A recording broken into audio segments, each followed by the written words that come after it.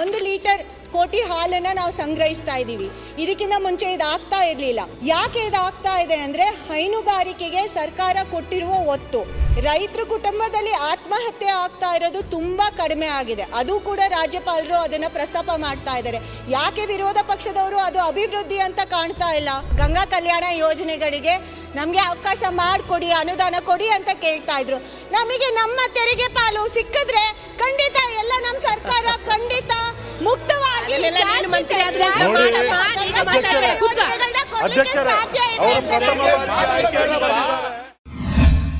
ಸಭಾಧ್ಯಕ್ಷರೇ, ರಾಜ್ಯಪಾಲರು ಅವರ ಭಾಷಣದಲ್ಲಿ ಒಂದು ಮುಖ್ಯವಾದ ವಿಚಾರನ ಪ್ರಸ್ತಾಪ ಮಾಡಿದ್ರು. ಅದು ನಮ್ಮ ಸರ್ಕಾರದ ಅಭಿವೃದ್ಧಿಯ ಮಾದರಿಯ ಬಗ್ಗೆ. ಅದು ಅಂದರೆ ಕರ್ನಾಟಕ ಡೆವಲಪ್ಮೆಂಟ್ ಮಾಡೆಲ್ ಬಗ್ಗೆ. ಅವರು ಆಕ್ಸ್ಫರ್ಡ್ ಯೂನಿವರ್ಸಿಟಿಯಲ್ಲಿ ಆಕ್ಸ್ಫರ್ಡ್ ಯೂನಿವರ್ಸಿಟಿ ಅವರ ಹ್ಯೂಮನ್ ರೈಟ್ಸ್ ಹಬ್ ಆ್ಯಂಡ್ ಬ್ಲಾಗಲ್ಲಿ ಏನು ವಿಚಾರನ ಅವ್ರು ಮಂಡಿಸಿದ್ರು, ಆ ವಿಚಾರನ ರಾಜ್ಯಪಾಲರು ಅವ್ರ ಭಾಷಣದಲ್ಲಿ ಹೇಳಿದ್ರು. ಆಕ್ಸ್ಫರ್ಡ್ ಯೂನಿವರ್ಸಿಟಿಯವರು ನಮ್ಮ ಸರ್ಕಾರದ ಅಭಿವೃದ್ಧಿಯ ಮಾದರಿಯ ಬಗ್ಗೆ ಹೇಳಿದ್ದಾರೆ. Shining a light in the darkness and a blue print for the world ಅಂತ ಅವರು ಅದನ್ನು ಪ್ರಸ್ತಾಪ ಮಾಡಿದ್ದಾರೆ. ಅದಲ್ಲದೆ ನಮ್ಮ ಈ ಕಲ್ಯಾಣ ಯೋಜನೆಗಳ ಬಗ್ಗೆ ವಿಶ್ವಸಂಸ್ಥೆಯ ಮುಖ್ಯಸ್ಥರು ಅಂದರೆ ಯುನೈಟೆಡ್ ನೇಷನ್ಸ್ನ ಮುಖ್ಯಸ್ಥರು ಈ ನಮ್ಮ ಕಲ್ಯಾಣ ಯೋಜನೆಗಳ ಬಗ್ಗೆ ಒಂದು ರಾಜ್ಯಕ್ಕೆ ಬಂದು ಭೇಟಿ ಮಾಡಿ ಈ ಯೋಜನೆಗಳ ಬಗ್ಗೆ ಅವರು ವಿಚಾರ ಮಾಡಿ ಯೋಜನೆಗಳು ಎಷ್ಟು ಚೆನ್ನಾಗಿ ನಡೀತಾ ಇದೆ ಅಂತ ಸರ್ಕಾರಕ್ಕೆ ಅವರು ಹೊಗಳಿದ್ದಾರೆ. ಇದೆರಡು ತುಂಬ ಇಂಪಾರ್ಟೆಂಟ್ ಆಗಿರೋ ಮುಖ್ಯವಾದ ಬೆಳವಣಿಗೆ ಅಂತ ನಾನು ಅಂದ್ಕೊಳ್ತೀನಿ. ಯಾಕಂದರೆ ಸಹಜವಾಗಿ ವಿರೋಧ ಪಕ್ಷಗಳು ನಮ್ಮ ಯೋಜನೆಗಳ ಬಗ್ಗೆ ಆಡಳಿತ ಪಕ್ಷಗಳ ಯೋಜನೆಗಳ ಬಗ್ಗೆ ಟೀಕೆ ಟಿಪ್ಪಣಿ ಕೊಡೋದು ಸಹಜ. ಆದರೆ ಈ ಥರ ವಿಶ್ವಸಂಸ್ಥೆ, ಒಂದು ಆಕ್ಸ್ಫರ್ಡ್ ಯೂನಿವರ್ಸಿಟಿ ಅಂತ ಸಂಸ್ಥೆ ಅಥವಾ ಯುನೈಟೆಡ್ ನೇಷನ್ಸ್ ಮುಖ್ಯಸ್ಥರು ನಮ್ಮ ಸರ್ಕಾರದ ಯೋಜನೆಗಳ ಬಗ್ಗೆ ಅವರು ಹೇಳ್ತಾರೆ ಅಂದರೆ ಇದರಿಂದ ಜನರಿಗೆ ಒಳ್ಳೆಯದಾಗ್ತಾ ಇದೆ ಅಂತ ಅವರು ಪ್ರಸ್ತಾಪ ಮಾಡಿದಾಗ ವಿರೋಧ ಪಕ್ಷದವರು ಒಪ್ಕೋಬೇಕಾಗತ್ತೆ ನಮ್ಮ ಸರ್ಕಾರದ ಯೋಜನೆಗಳಿಂದ ಜನಕ್ಕೆ ಒಳ್ಳೆಯದಾಗ್ತಾ ಇದೆ ಅಂತ. ಅದಲ್ಲದೆ ನಮ್ಮ ಸರ್ಕಾರ ಅಧಿಕಾರಕ್ಕೆ ಬಂದಾಗಿಂದ ಸರ್ಕಾರದ ಆದಾಯ ಹೆಚ್ಚಾಗ್ತಾ ಇದೆ. ಅದಲ್ಲದೆ ರಾಜ್ಯಕ್ಕೆ ಏನು ಖಾಸಗಿ ಬಂಡವಾಳ ಬಂದಿದೆ ಅದು ದಾಖಲೆ ಪ್ರಮಾಣದಲ್ಲಿ ಬಂದಿದೆ ನಮ್ಮ ಸರ್ಕಾರ ಅಧಿಕಾರಕ್ಕೆ ಬಂದಾಗಿಂದ. ಅದಲ್ಲದೆ ಬರೀ ಖಾಸಗಿ ಬಂಡವಾಳ ಅಲ್ಲ ಅಧ್ಯಕ್ಷರೇ, ಈವನ್ ವಿದೇಶಿ ಬಂಡವಾಳ ಏನು ನಾವು FDI ಅಂತ ಹೇಳ್ತೀವಿ, ಫಾರಿನ್ ಡೈರೆಕ್ಟ್ ಇನ್ವೆಸ್ಟ್ಮೆಂಟ್ ಅಂತ ಏನು ಹೇಳ್ತೀವಿ, ಆ ವಿದೇಶಿ ಬಂಡವಾಳ ಹೂಡಿಕೆಯೂ ಕೂಡ ಅದರಲ್ಲಿ ನಮ್ಮ ರಾಜ್ಯ 2ನೇ ಸ್ಥಾನದಲ್ಲಿ ಇದೆ. ಇನ್ನೊಂದು ವಿಚಾರ ಏನು ನಮ್ಮ ಸರ್ಕಾರದ ಅಭಿವೃದ್ಧಿ ಬಗ್ಗೆ ಹೇಳಬೇಕು ಅಂದರೆ GST ಬೆಳವಣಿಗೆ ದರ ಕೂಡ ಅತ್ಯುತ್ತಮವಾಗಿ ನಮಗೆ ಸಿಗ್ತಾ ಇದೆ. ಆದರೆ ಇಲ್ಲಿ ನಾನು ವಿರೋಧ ಪಕ್ಷದವರ ಗಮನ ಮತ್ತೆ ಇನ್ನೊಂದು ಬಾರಿ ಸೆಳೀಲಿಕ್ಕೆ ಇಷ್ಟಪಡ್ತೀನಿ.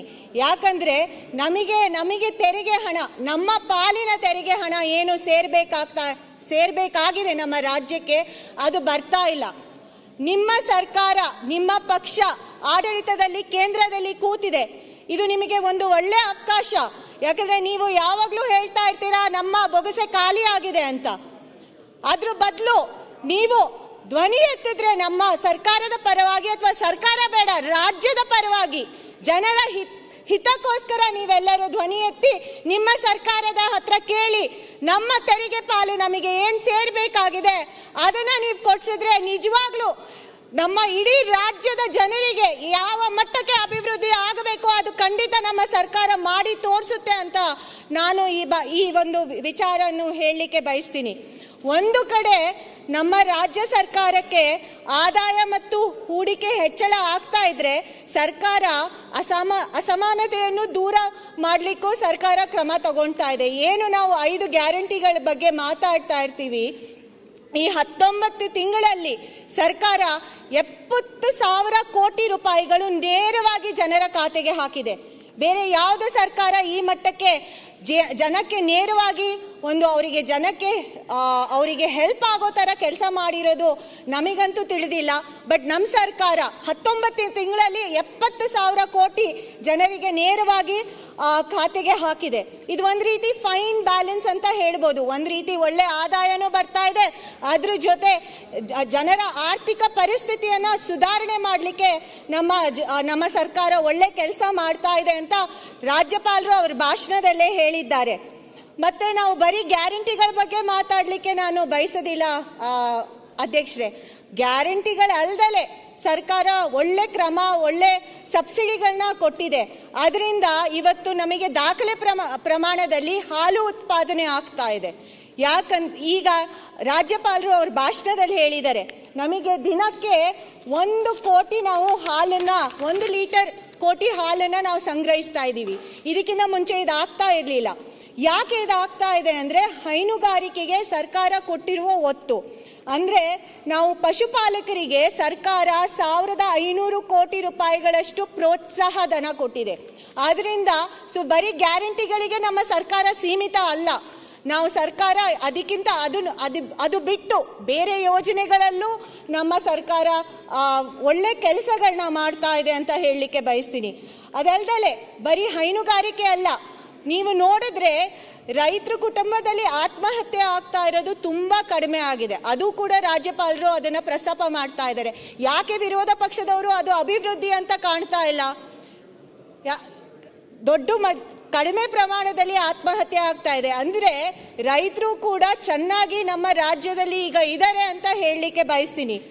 ಮತ್ತೆ ಕಾನೂನಿನ ಸುವ್ಯವಸ್ಥೆ, ಅವರಿಗೆ ಅವಕಾಶ ಸಿಕ್ತಾಗೆಲ್ಲ ಅವ್ರ ಸೋಷಿಯಲ್ ಮೀಡಿಯಾದಲ್ಲಿ ಅದೇ ಇರುತ್ತೆ. ಏನಾದರೂ ಒಂದು ಚಿಕ್ಕ ಇನ್ಸಿಡೆಂಟ್ ಆದ್ರೇನೋ ಅವರು ಸೋಷಿಯಲ್ ಮೀಡಿಯಾದಲ್ಲಿ ಹಾಕ್ಬಿಡ್ತಾರೆ ವಿರೋಧ ಪಕ್ಷದವರು. ಆದರೆ ಆ ರೀತಿ ಗಂಭೀರವಾದ ಪರಿಸ್ಥಿತಿ ಈ 19 ತಿಂಗಳಲ್ಲಿ ನಮ್ಮ ಸರ್ಕಾರ ಬಂದಾಗಿಂದ ಯಾವುದೇ ಒಂದು ಗಂಭೀರವಾದ ಘಟನೆ ನಮ್ಮ ರಾಜ್ಯದಲ್ಲಿ ನಡೆದಿಲ್ಲ. ಇದು ಕೂಡ ಅಭಿವೃದ್ಧಿ, ಇದು ಕೂಡ ಡೆವಲಪ್ಮೆಂಟ್ ಅಂತಲೇ ಹೇಳಲಿಕ್ಕೆ ಬಯಸ್ತೀನಿ. ಮತ್ತು ನನಗೆ ವೈಯಕ್ತಿಕವಾಗಿ ತುಂಬ ಖುಷಿಯಾದ ವಿಚಾರ ರಾಜ್ಯಪಾಲರ ಭಾಷಣದಲ್ಲಿ ಅಂದರೆ ಏರ್ ಸ್ಟ್ರಿಪ್ಗಳು.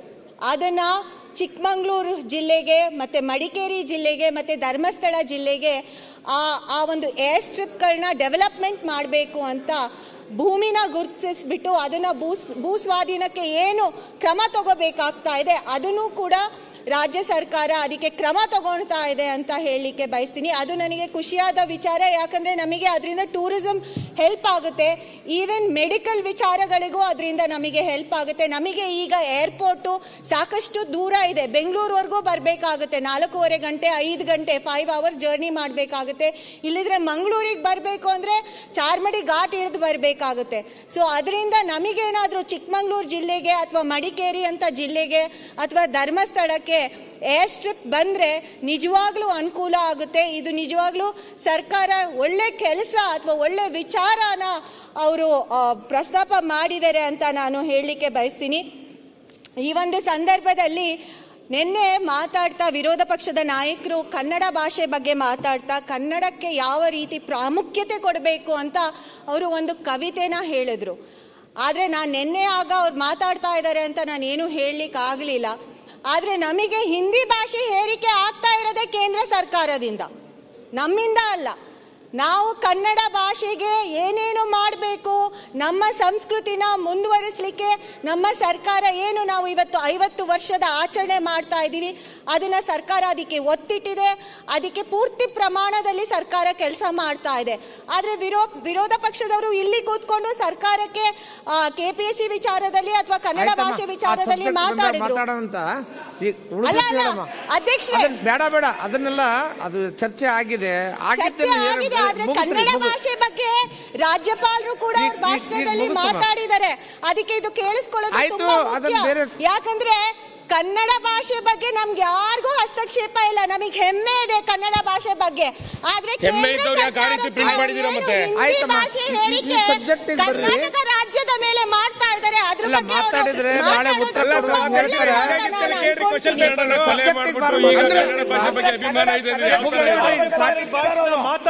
ರಾಜ್ಯಪಾಲರ ಭಾಷಣ ಮಾತಾಡ್ಬೋದು, ಯಾವ್ದಾದ್ರು ಪ್ರಸ್ತಾಪ ಮಾಡ್ಬೋದು.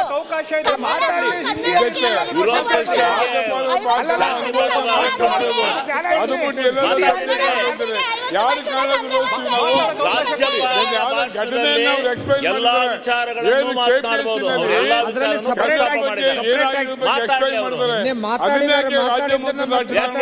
ಅದು ಬೇರೆ ಬಿಟ್ಟು ಮಾತಾಡಿ ಅಂತೀರಿ. ಮಾತಾಡ್ಲಿ ಅವರು ಮಾತಾಡ್ಲಿ ಅವರು.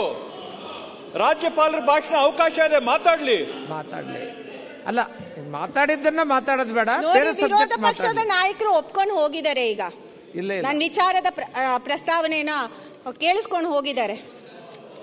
ಸೊ ಮುಂದಿನ ದಿನಗಳಲ್ಲಿ ನನಗೆ ನಂಬಿಕೆ ಇದೆ, ಅದನ್ನ ನೀವು ನಿಮ್ಮ ಪಕ್ಷದವರಿಗೆ ಏನು ಆಡಳಿತವಾಗಿ ನೀವು ಸೆಂಟ್ರಲ್ ಅಲ್ಲಿ ಕೂತಿದ್ದೀರಾ, ಈ ಹಿಂದಿ ಭಾಷೆ ಹೇರಿಕೆ ಬಗ್ಗೆ ಖಂಡಿತ ನೀವೆಲ್ಲರೂ ಹೇಳ್ತೀರಾ ಅಂತ. ಬರೀ ಈ ಸದನಕ್ಕೆ ಮಾತ್ರ ಸೀಮಿತ ಆಗಬಾರ್ದು ಅಂತ ನಾನು ಕೇಳ್ಕೊಂತೀನಿ.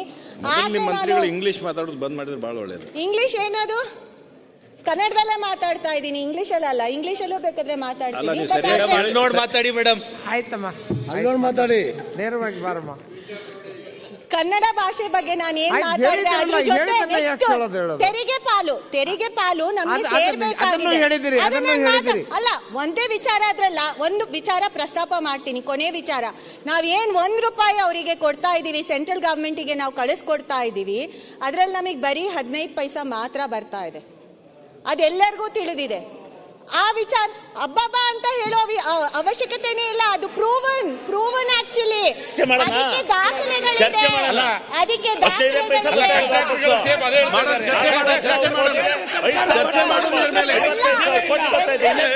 ಕೇಂದ್ರ ಸರ್ಕಾರ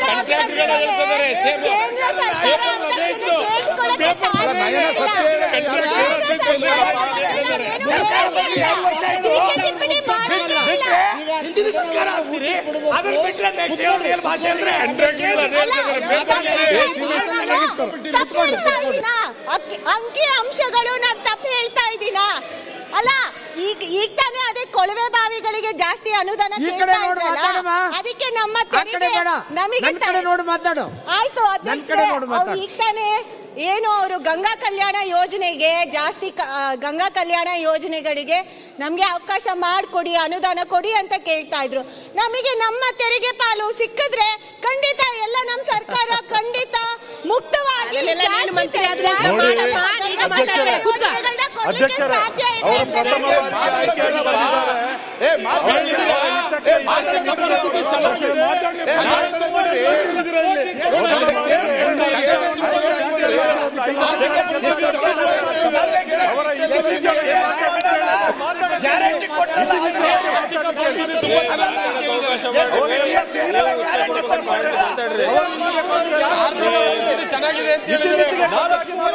ಮಾತಾಡಬೇಕು.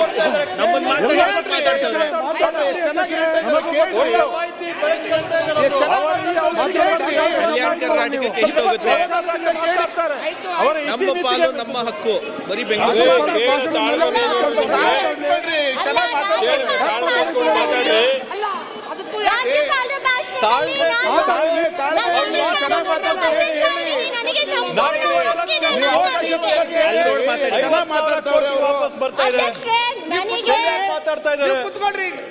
ಸಿಮೆಂಟ್ 5 ನಿಮಿಷ ಮಾತಾಡೋರು ಮುಗಿಸ್ತಾರೆ. ಕುತ್ಕೊಳ್ರಿ, ದಯವಿಟ್ಟು ಕುತ್ಕೊಳ್ರಿ. ರವಿ ಅವರೇ ಏನ್ರಿ? ಅಲ್ಲ, ಹೇಳಿ ಸರ್, ಅವ್ರು ಹೇಳಿ. ಅಧ್ಯಕ್ಷರೇ, ನಾನು ರಾಜ್ಯಪಾಲರ ಭಾಷಣದ ಬಗ್ಗೆ ನಾನು ಕೃತಜ್ಞತೆ ಸಲ್ಲಿಸ್ತಾ ಇದ್ದೀನಿ. ಅದರಲ್ಲಿ ನಾನು ಮುಕ್ತವಾಗಿ ಏನಾದ್ರೂ ವಿಚಾರನ ಮಂಡನೆ ಮಾಡಬಹುದು. ಅದು ನನ್ನ ವಿಚಾರಗಳು. ಅವ್ರೇನೇ ಹಸ್ತಕ್ಷೇಪ ಮಾಡಿದ್ರೇನೋ ಪರವಾಗಿಲ್ಲ. ಯಾಕಂದ್ರೆ ಕೇಂದ್ರ ಸರ್ಕಾರದ ಬಗ್ಗೆ ಬಂದ ತಕ್ಷಣನೇ. ಸನ್ಮಾನ್ಯ ಅಧ್ಯಕ್ಷರೇ, ನಮ್ಮ ಪ್ರತಿಪಕ್ಷದ ಎಲ್ಲ ಸ್ನೇಹಿತರು ನಾನು ವಿನಂತಿ ಮಾಡೋದು, ಒಂದು ಹೆಣ್ಣು ಮಗಳು ಪ್ರಥಮ ಬಾರಿ ಆಯ್ಕೆಯಾಗಿ ಬಂದಿದ್ದಾಳೆ. ಅವಳ ಮಾತನ್ನ ಆಲಿಸೋಷ್ಟು ತಾಳ್ಮೆನೂ ಇಲ್ವಲ್ಲ ಇವ್ರಿಗೆ? ಅಲ್ಲ, ಪ್ರಥಮ ಏನಾದ್ರು ಮಾತಾಡ್ಲಿ ಅಂದ್ರೆ ಸ್ತ್ರೀ ವಿರೋಧಿ ಧೋರಣೆ, ಅವರ ಇತಿಮಿತಿ ಸಹಿಸ್ಕೊಳ್ಳಕ್ಕೆ ತಯಾರಿಲ್ಲ.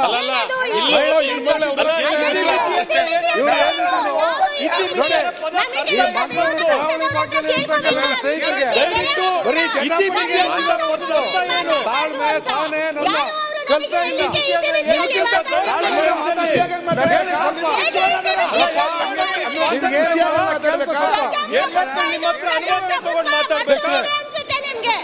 ಇತಿಮಿತಿ ಅಂದ್ರೆ ಒಂದು ನಿಮಿಷ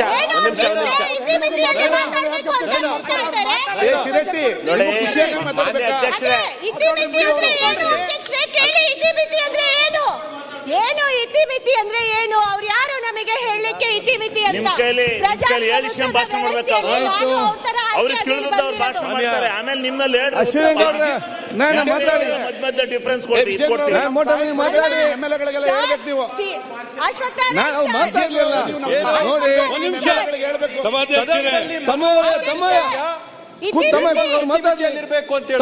ಶರತ್ ಅವ್ರು ಮಾತಾಡ್ಲಿ, ಆಯ್ತು ಮಾತಾಡ್ಲಿ. ಇಕ್ಬಾಲ್ ಆಯ್ತು, ಅವ್ರು ಮಾತಾಡ್ತಾ ಇದ್ರು, ಅವ್ರು ಉತ್ತರ ಕೊಡ್ತಾರೆ. ನೀವು ಕೂತ್ಕೊಳ್ಳಿ, ತಮ್ಮ ಕೂತ್ಕೊಳ್ಳಿ. ಇಕ್ಬಾಲ್ ಅವರು ನಾಯನರು ಅವರು ಅದಕ್ಕೆ ಉತ್ತರ ಕೊಡ್ತಾರೆ. ನಾನು ನಿಮ್ಗೆ ಹೇಳ್ದಿಷ್ಟೇ ನೋಡಿ, ನೀವು ಮಾತಾಡುವಾಗ ನಿಮ್ಗೆ ಅಲ್ಲಿಂದ ಯಾರು ಅಡ್ಡಪಡಿಸಬಾರ್ದು ನಿಮಗೆ ಭಾವನೆ ಇದೆ, ಹೌದಾ? ಆವಾಗ ನೀವೇನು ಹೇಳ್ತೀರಿ? ನಮಗೆ ಮಾತಾಡ್ಲಿಕ್ಕಿಲ್ವಾ ಅವಕಾಶ, ನೀವೇ ಅಡ್ಡಿಪಡಿಸಿ ಅಂತೇಳಿ. ಈಗ ಅವರು ರಾಜ್ಯಪಾಲರಿಗೆ ಬಂದು ಅನುಮೋದಿಸಿ ಅವ್ರು ಮಾತಾಡುವಾಗ ಏನು ಬೇಕಾದ್ರೂ ಮಾತಾಡಲಿ, ತಾವು ಏನು ಅಲ್ಲ. ಒಂದು ನಿಮಿಷ ಆಯ್ತು ಆಯ್ತು, ನೀವು ಅದಕ್ಕೆ ಮತ್ತೆ ನಿಮಗೆ ಮಾತಾಡ್ಲಿಕ್ಕೆ ಅವಕಾಶ ಇದೆ. ಆ ಪಾಯಿಂಟ್ ಅನ್ನೆಲ್ಲ ನೋಟ್ ಮಾಡಿ, ಆವಾಗ ನಿಮ್ಗೆ ಅದಕ್ಕೆ ಇವರು ಹೀಗೆ ಹೇಳಿದ್ರು ಹೀಗೆ ಅಂತ ಕ್ಲಾರಿಟಿ ಕೊಡಿ. ಅವ್ರು ಮಾತಾಡಬಾರ್ದು ಅಂತ ಹೇಳಿದೆ. ಅದು ಆಯ್ತು, ಇಲ್ಲಿ ಇದರ ಒಳಗಡೆ ಸುಳ್ಳಲ್ಲಿ ಕೂಡ ಅವಕಾಶ ಇದೆ. ನೀವು ಕೂತ್ಕೊಳ್ಳಿ, ಈಗ ಕೂತ್ಕೊಳ್ಳಿ, ಈಗ ಕೂತ್ಕೊಳ್ಳಿ. ಸತ್ಯಲ್ಲಿ ಕೋರ್ಟ್ ಅಲ್ಲಿ ಹೋಗಿ ಸತ್ಯ ಮಾತ್ರ ಕೂತ್ಕೊಳ್ಳಿ. ಕೋರ್ಟ್ ಅಲ್ಲ, ನಾನು ಜಡ್ಜು ಅಲ್ಲ, ಅಡ್ವೊಕೇಟ್ ಇಲ್ಲ. ನೀವು ಕೂತ್ಕೊಳ್ಳಿ. ಇಲ್ಲ ಅವ್ರು ಮಾತಾಡ್ಲಿ, ಅಲ್ಲ ಬೇಡ, ಅವ್ರು ಮಾತಾಡ್ಲಿಕ್ಕೆ ಬೇಡ. ಯಾಕೆ ನೀವು ಮಾತಾಡಿ ಅಕೌಂಟ್ಗೆ ನೀವ್ಯಾಕೆ ಆಯ್ತು, ನೀವ್ಯಾಕೆ ಕೂತ್ಕೊಳ್ಳಿ. ಅಲ್ಲ ನೀವು ಕೂತ್ಕೊಳ್ಳಿ, ಅವರೇ ನೀವು ಮಾತಾಡ್ಲಿ, ಅವ್ರು ಮುಗಿಸ್ಲಿ, ಅವ್ರು ಮುಗಿಸ್ಲಿ. ಅಲ್ಲಿ ಪರಸ್ಪರ ಮಾತಾಡಿಕೊಂಡ ಟೈಮ್ ಎಷ್ಟಾಯ್ತಲ್ಲ. ಮಾನ್ಯ ಸಭಾಧ್ಯಕ್ಷರೇ, ನಾನು ಒಂದು ಚಿಕ್ಕ ವಿಚಾರನ ಪ್ರಸ್ತಾಪ ಮಾಡಿದ್ದು. ಸ್ವಲ್ಪ ಜೋರಾಗಿ ಮಾತಾಡಿ. ನಮ್ಮ ಜೋರಾಗಿ ಮಾತಾಡ್ಬೇಕಾ? ಓಕೆ, ಬೇಡ ಬೇಡ. ನಮ್ಮ ತೆರಿಗೆ ಪಾಲು ಏನ್ ನಮಗೆ ಸಿಗಬೇಕಾಗಿದೆ ಕೇಂದ್ರ ಸರ್ಕಾರದಿಂದ, ಅದು ಸಿಗಬೇಕು ಅಂತ ನಾನು ಮಾತಾಡಿದ್ದಕ್ಕೆ, ನಾನು ಕೇಳಿದ್ದಕ್ಕೆ ಅವರು ನನಗೆ ಇತಿಮಿತಿಯಲ್ಲಿ ಮಾತಾಡಬೇಕು ಅಂತ ಹೇಳ್ತಾರೆ. ಕಂಟಿನ್ಯೂ ಮಾಡಿ. ವ್ಯವಸ್ಥೆಯಲ್ಲಿ ನಾನು ಕೂಡ ಆಯ್ಕೆಯಾಗಿ ಬಂದಿರೋದು ಅವ್ರ ತರ, ನನಗೂ ಸಂಪೂರ್ಣ ಹಕ್ಕಿದೆ ನಮ್ಮ ಸರ್ಕಾರದ ಬಗ್ಗೆ ಮಾತಾಡ್ಲಿಕ್ಕೆ ಅಥವಾ ನಮ್ಮ ಸರ್ಕಾರದ ಅಧಿಕಾರನ ಕೇಳಲಿಕ್ಕೆ. ಅವ್ರ ಹೇಗೆ ಅವ್ರು ಹೇಳಲಿಕ್ಕೆ ಸಾಧ್ಯ? ಅವ್ರು ವಾಪಸ್ ತಗೊಳ್ಲಿಕ್ಕೆ ಹೇಳಿ. ಆಯ್ತಾಯ್ತು, ಅವ್ರ ಕ್ಷಮೆ ವಾಪಸ್ ನಾನು ತಗೊಳ್ಬೇಕು. ನೀವು ಮುಂದುವರಿಸಿ, ನೀವು ಮುಂದುವರಿಸಿ. ಸಭಾಧ್ಯಕ್ಷರೇ, ಅತಿ ಹೆಚ್ಚಿನ ಅಡಚಣೆ ಮಾಡುವಂತ ಯಾವ್ದಾರು ಒಬ್ಬ ಸದಸ್ಯರು ಏನಾದ್ರು ಆಯ್ತು, ಈಗ ಅದು ನಯನ ಮೋಟಮ್ಮ. ಆಯ್ತು, ಈಗ ನೀವು ಕೂತ್ಕೊಳ್ಳಿ. ಯಾರು ಮಾತಾಡ್ತಿರ್ಲಿ, ಈಗ ನೀವು ಯಾರು ಮಾತಾಡ್ತಿರ್ಲಿ, ಅಡಚಣೆ ಮಾಡೋದು ಏನೋ ಒಂದು ಹೇಳ್ತಾ ಇರೋದು ಈ ರೀತಿ.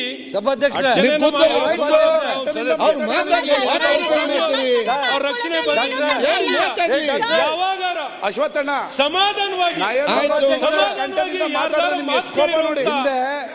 ನಯನ ಮೋಟಮ್ಮ ಯಾವ ತರ ಮಾತು ಕೇಳಿದ್ರೆ ನಾವು ಒಪ್ಕೊಳ್ಳೋಣ. ಯಾವಾಗ್ಲೂ ಗೊಂದಲ ಅರ್ಚನೆ ಮಾಡೋದ್ರಲ್ಲಿ ಏನಾರ ಇದ್ರೆ ನಯನ ಮೋಟ. ಹಿಂದೆ ಶಿಕ್ಷಣ ಸಚಿವರಾಗಿದ್ರೆ ನೀವು, ಸ್ವಲ್ಪ ಹೆಣ್ಮಕ್ಳಿಗೆ ಶಿಕ್ಷಣ ಸಚಿವರಾಗಿದ್ರೆ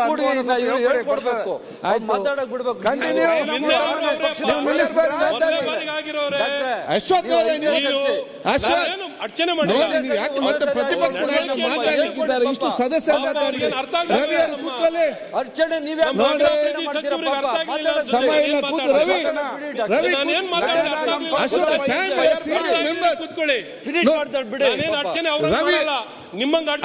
ಸೀನಿಯರ್ ಮೆಂಬರ್ ನೀವೇನ್ ಮಾಡ್ತೀರಿ?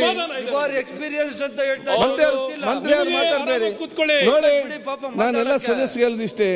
ಇನ್ನು ಪ್ರತಿಪಕ್ಷ ನಾಯಕರು ಮಾತಾಡಲಿಕ್ಕಿದ್ದಾರೆ, ನಿಮ್ಮಲ್ಲಿ ಕೂಡ ಬಹಳ ಸದಸ್ಯ ಮಾತಾಡ್ಲಿಕ್ಕಿದ್ದಾರೆ, ಆಡಳಿತ ಸದಸ್ಯ ಮಾತಾಡ್ಲಿಕ್ಕಿದ್ದಾರೆ. 4 ಬಜೆಟ್ ಇದೆ, ಅದರ ಮುಂಚೆ ಇದೆಲ್ಲ ಮಾತಾಡಿ ಆಗಬೇಕು. ಈ ಸಣ್ಣ ವಿಚಾರ ಇಷ್ಟೆಲ್ಲ ಸಮಯ ತಕೊಂಡು ಹೋದರೆ ಎಲ್ಲ ಮಾತಾಡಲಿಕ್ಕೆ ಅವಕಾಶ ಸಿಗ್ತದ? ಮತ್ತು ನೀವೇನಂತ ಹೇಳಿದ್ರೆ ನನಗೆ ಮಾತಾಡಲಿಕ್ಕೆ ಅವಕಾಶ ಕೊಡಲಿಲ್ಲ, ಇವರಿಗೆ ಮಾತಾಡಲಿಕ್ಕೆ ಅವಕಾಶ ಕೊಡಲಿಲ್ಲ ಅಂತೇಳಿ. ರಾತ್ರಿ 12 ಗಂಟೆ ತನಕ ಅಂತ ಹೇಳಿ ನಮ್ಮನ್ನು 12 ಗಂಟೆ ತನಕ ಕೂತ್ಕೊಳಿಸ್ತ ಅಂತ ಹೇಳಿದೆ. ನನಗೆ ನಿಗದಿತ ಸಮಯದಲ್ಲಿ ಎಲ್ಲ ಬಿಸ್ನೆಸ್ಸನ್ನು ನಾವು ಮುಗಿಸ್ಬೇಕು. ಆದ ಕಾರಣ ನೀವೇನು ಮಾಡಬೇಡಿ, ಅವರು ಮಾತಾಡುವಾಗ ಸಮಾಧಾನದ ಕೂತ್ಕೊಳ್ಳೋ ದೊಡ್ಡ ಮಾಡುವಂಥ ಉಪಕಾರ ಇರುತ್ತೆ ನಮಗೆ. ಆದ ಕಾರಣ ಏನು ಬೇಕಾದ ಬೇಗ ಮಾತಾಡಿ ಮುಗಿಸಿ. ಸರ್, ಅಧ್ಯಕ್ಷರೇ, ನೋಡಿ, ಇತಿಮಿತಿ ಬಗ್ಗೆ ಚರ್ಚೆ ಆಯ್ತು. ಆಯ್ತು, ಇತಿಮಿತಿ ಬಗ್ಗೆ ಚರ್ಚೆ ಆಯ್ತು. ನೀವೇನ್ ಹೇಳ್ತೀರಿ? Assembly is the sky is the limit ಅಂತ ಹೇಳಿ. Sky is the limit. ಈಗ ಮಾತಾಡಿ ಒಮ್ಮೆ. ಸರ್ ಸ್ಕೈ ಏನ್ ಬೇಕಾದ್ರೆ ಮಾತಾಡ್ಬೋದು ಅಂತೇಳಿ ವಿಚಾರ ಪ್ರಸ್ತಾಪ ಮಾಡಬೇಕಾಗಿರೋದೆಲ್ಲ ಡೂ ಇಟ್ ಕಂಟಿನ್ಯೂ ಮಾಡಿ. ಅದನ್ನ ಅವ್ರಿಗೆ ನಾನು ಹೇಳಿದೆ, sky is the limit, you can talk. ಆಯ್ತು ಸರ್, ಧನ್ಯವಾದಗಳು. Okay. ನೀವು ನನ್ನನ್ನ ಸಮರ್ಥನೆ ಮುಂದುವರಿಸ್ಕೊಂಡು ಹೋಗುವ. ಧನ್ಯವಾದಗಳು. Thank you. ನಾನು ಬರೀ ನಮ್ಮ ತೆರಿಗೆ ಪಾಲ್ ಬಗ್ಗೆ ಮಾತ್ರ ಮಾತಾಡಿದ್ದು. ಅದು ಯಾಕಂದ್ರೆ ನಾವು ಕಟ್ತಾ ಇದ್ದೀವಿ, ನಮಗೇನ್ ಸಿಗಬೇಕಾಗಿದೆ, ನ್ಯಾಯಯುತವಾಗಿ ಏನ್ ಸಿಗಬೇಕಾಗಿದೆ ಅದು ಬರ್ತಾ ಇಲ್ಲ ಅಂತ ನಾನು ಅಷ್ಟೇ ಆ ವಿಚಾರನ ಪ್ರಸ್ತಾಪ ಮಾಡ್ತಾ ಇರೋದು, ಮತ್ತೆ ಪ್ರಸ್ತಾಪ ಮಾಡ್ತಾ ಇರೋದು. ಯಾಕಂದ್ರೆ ಇಲ್ಲಿ ವಿರೋಧ ಪಕ್ಷದ ಶಾಸಕರು ಇಲ್ಲಿ ಕೂತಿದ್ದಾರೆ, ಅವ್ರದೇ ಸರ್ಕಾರ ಇರೋದ್ರಿಂದ ಅದನ್ನ ಮತ್ತೆ ಪ್ರಸ್ತಾಪ ಮಾಡ್ತಾ ಇರೋದು. ಅದನ್ನ ಅವ್ರು ಕೇಳಿಸ್ಕೊಳ್ಳಕ್ಕೆ ರೆಡಿ ಇಲ್ಲ, ತಯಾರಿಲ್ಲ. ಈಗ ನನ್ನ ಸರ್ಕಾರದ ಬಗ್ಗೆ ಅವರು ಏನಾದ್ರೂ ವಿಚಾರ ಮಾತಾಡಿದಾಗ ನಾನು ಅದನ್ನ ಸಮರ್ಥನೆ ಮಾಡ್ಕೊಳ್ಳೋದು ನನಗೂ ಅದೇ ಮಟ್ಟಕ್ಕೆ ಹಕ್ಕಿದೆ. ಆದ್ರೆ ತೆರಿಗೆ ಪಾಲ್ ಬಗ್ಗೆ ನಾನು ಸುಳ್ಳು ಅಂಕಿ ಅಂಶಗಳನ್ನ ಕೊಡ್ತಾ ಇದ್ದೀನಿ ಅಂತ ಹೇಳಿದ್ರೆ ಅದು ಸರಿ ಅಲ್ಲ ಅಧ್ಯಕ್ಷರೇ. ನಾನು ಏನು ನಮ್ಮ ಮುಖ್ಯಮಂತ್ರಿಗಳು ಮೊನ್ನೆ ಪತ್ರ ಬರೆದಿದ್ದಾರೆ, ಅದ್ರ ಬಗ್ಗೆ ಸಾಕಷ್ಟು ಮೀಡಿಯಾ ರಿಪೋರ್ಟ್ಸ್ ಇದೆ, ನಮಗೆ ನಮ್ಮ ಸರ್ಕಾರಕ್ಕೆ ಏನ್ ತಲುಪ್ತಾ ಇದೆ ಅಂತ, ಏನ್ ಸಿಗ್ತಾ ಇದೆ ಅಂತ. ಅದರಿಂದ ಅಭಿವೃದ್ಧಿಗೆ ನಮಗೆ ಒಂದೊಂದ್ಸತಿ ನಮಗೆ ಕಷ್ಟ ಆಗ್ತಾ ಇದೆ ಸರ್ಕಾರಕ್ಕೆ. ಯಾಕಂದ್ರೆ ನಮಗೆ ತೆರಿಗೆ ಪಾಲು ಸಿಕ್ಕಿದ್ರೆ ನಾವು ಹೆಚ್ಚಿನ ಮಾತ್ರದಲ್ಲಿ ಅಭಿವೃದ್ಧಿ ಮಾಡ್ಬೋದು. ಏನೇನು ಅನುದಾನಕ್ಕೆ ಬೇಡಿಕೆಗಳು ಎಲ್ಲರೂ ಇಡ್ತಾ ಇದ್ದಾರೆ ಶಾಸಕರಾಗಿ, ಆ ಮಟ್ಟಕ್ಕೆ ಸರ್ಕಾರ ಅದನ್ನ ಒದಗಿಸ್ಕೊಡ್ಲಿಕ್ಕೆ ಸಾಧ್ಯ ಆಗುತ್ತೆ ಅಂತ ನಾನು ಮಾತಾಡ್ತಾ ಇರೋದು. ಮತ್ತಷ್ಟು ವಿಶೇಷ ವಿಡಿಯೋಗಳನ್ನು ನೋಡಲು ಮತ್ತು ಹೊಸ ವಿಡಿಯೋಗಳ ಬಗ್ಗೆ ತಿಳಿಯಲು ಈ ದಿನ .com ಯೂಟ್ಯೂಬ್ ಚಾನೆಲ್ ಸಬ್ಸ್ಕ್ರೈಬ್ ಮಾಡಿ ಮತ್ತು ಬೆಲ್ ಐಕಾನ್ ಕ್ಲಿಕ್ ಮಾಡಿ.